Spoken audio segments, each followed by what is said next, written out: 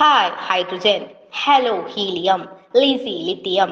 B, beryllium. BC രണ്ടും capital ആണ്. So boron and carbon.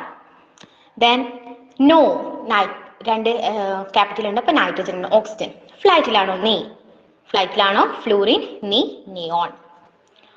Okay,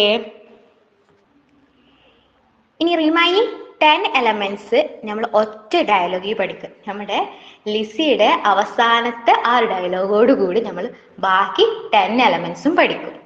okay, സോമന്റെ ഏതായിരിക്കും? സോമന്റെ sodium, Maggi magnesium, aluminium aluminium.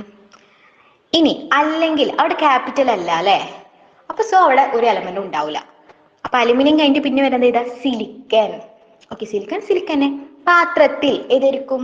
പാത്രത്തിൽ പി വെച്ച് വരുന്നത് ഫോസ്ഫറസ്. സ്പൂണിട്ട് എസ് ഇട്ട് വരുന്നത് സൾഫർ.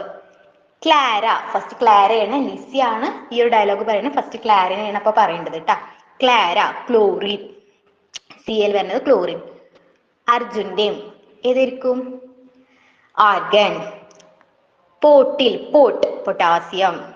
കാണും, കാണും ഞാൻ എഴുതുന്ന സ്പെല്ലിംഗ് ശ്രദ്ധിക്കണം. CANUM ആണ്. അപ്പൊ CA വരുന്നത് കാൽഷ്യം. 10 എലമെന്റ്സ് ആയിട്ട് പഠിച്ചു നമ്മള്.